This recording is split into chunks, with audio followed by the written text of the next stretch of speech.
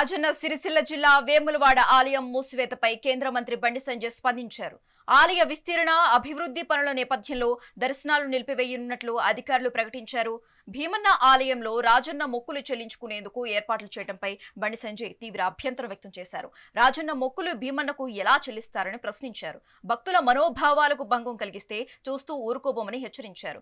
ఆలయం మూసివేస్తే పంచలు కట్టుకుని వచ్చి మరి ఆలయం తలుపులు తెరుస్తామన్నారు. ఫైరింగ్ చేస్తారో లాఠీ చార్జ్ చేస్తారో చూద్దామని చెప్పారు. ప్రభుత్వానికి 2 రోజుల సమయం ఇస్తున్నామని, ఆలోపు ప్రభుత్వం తన నిర్ణయం మార్చుకోకపోతే ఏం చేయాలో అది చేస్తామన్నారు.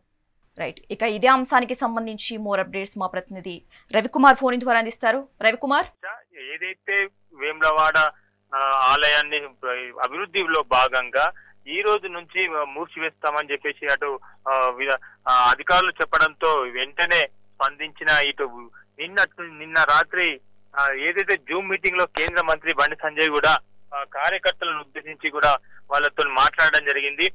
ఏ రకంగా అయితే వీళ్ళు మూసివేస్తారు, ఆలయాన్ని మూసివేస్తారని చెప్పేసి కొంచెం సిద్ధంగా ఉండాలని చెప్పి ఇటు కార్యకర్తల నాయకులు కూడా సిద్ధం చేశారు. అదే విధంగా ఈ రోజు మొత్తం కూడా అక్కడ ఆలయం ముందు కూడా బీజేపీ నాయకులు కూడా ధర్నాకు దిగడం జరిగింది.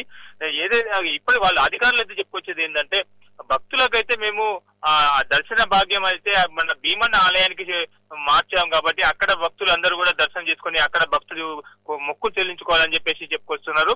ఈ ఏదైతే ప్రధాన ఆలయం ఏదైతే ఉందో ఆలయాన్ని మాత్రం ఏకాంత సేవలు మాత్రం అయితే పూజలు అయితే నిర్వహిస్తారని చెప్పేసి అధికారులు అయితే చెప్పుకొస్తున్నారు. ఎందుకంటే అది అభివృద్ధి నేపథ్యంలో భక్తులకు ఇబ్బందులు కలగకుండా ఉండడానికి కోసం ఉద్దేశంతోనే భక్తులను అక్కడికి పంపడం లేదు. కానీ యథావిధిగా లోపల మాత్రం స్వామివారికి అయితే పూజలు అయితే అని చెప్పేసి చెప్పడం జరిగింది. అదే విధంగా ఇప్పుడు అధికారులు కూడా అదే విషయం చెప్పుకొస్తున్నారు. మొత్తంగా చూస్తే ఇప్పుడు ఈ విషయంపై కొంచెం బీజేపీ నాయకులు కార్యకర్తలు ఈ ఆలయాన్ని మూసివేయద్దు, ఆలయాల లోపల కూడా భక్తులకు మొక్కులు చెల్లించుకోవాలి, ఏదైతే రాజనకు సంబంధించిన మొక్కులను భీమన్న ఆలయానికి ఎలా చేరుస్తారు, భీమన్న ఆలయానికి మొక్కులు ఎలా చెల్లిస్తారు, ఇక్కడ చెల్లించాల్సిన మొక్కులు అక్కడ ఎలా చెల్లుతాయని చెప్పేసి కూడా వీళ్ళు ఆవేదనతో చెందుతూ అటు ధర్నాకు దిగడంతో ఇప్పటికి కొంచెం సర్దుమణిగినట్టు తెలుస్తుంది. చివరికి మరి అధికారులు ఏమంటారు అనేది వేచి చూడాల్సింది ఉంది. Shashika, right, thanks for the updates Ravikumar.